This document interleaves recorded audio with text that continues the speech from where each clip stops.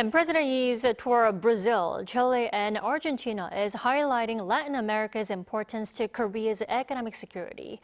Our Oh Soo-young joins us in the studio to examine the opportunities in trade, critical minerals, and renewable energy, and the obstacles still standing in the way. Welcome, Soo-young. Hi, Tammy. It's great to be here. Soo-young, so what is the broader significance of the tour, and where are the main opportunities? Hi, thanks for the question. So beyond the bilateral relationship, this tour, it really could go beyond, it could really expand Korea's economic reach beyond its traditional partners and build a stronger presence across the global south. The three countries together represent around 280 million people and $3.7 trillion in economic output. Now, the Blue House says that Brazil holds the world's second largest rare earth reserves, while Chile ranks first in copper and lithium reserves, and Argentina has the second largest shale gas resources. Now, that creates opportunities to connect Latin American resources with Korea's strength in batteries, aerospace, defense, and advanced manufacturing.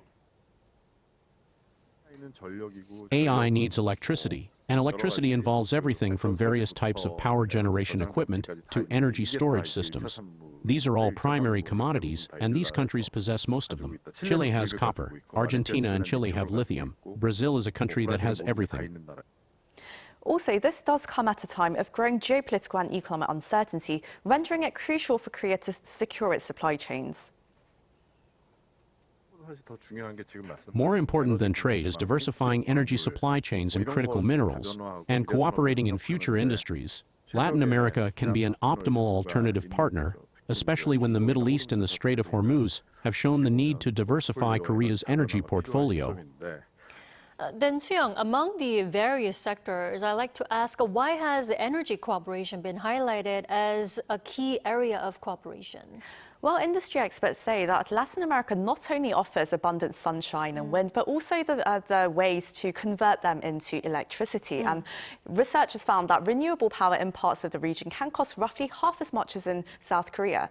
A 2024 World Bank study also estimated Brazil's technical offshore wind potential at more than 1,200 gigawatts. Now, that's around 14 times the capacity installed worldwide in that same year.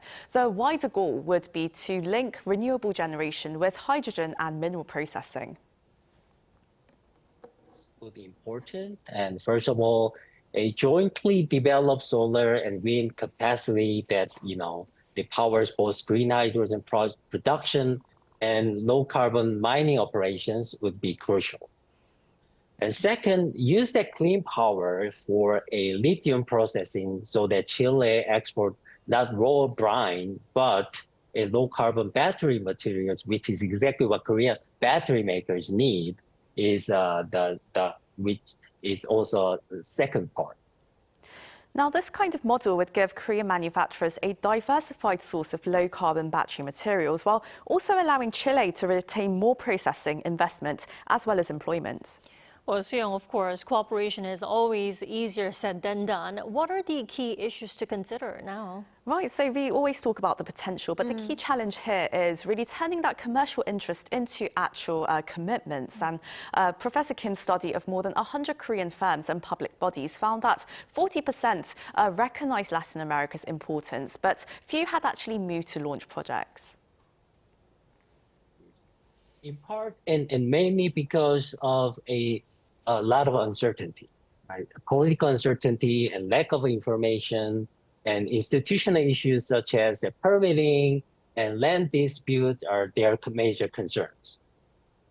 The strategy of investing locally is more effective in the Brazilian market than exporting and selling there, because tariffs and other taxes are so high that the moment a product is exported, it tends to lose its price competitiveness. So it is very important to find a good local partner and enter through investment.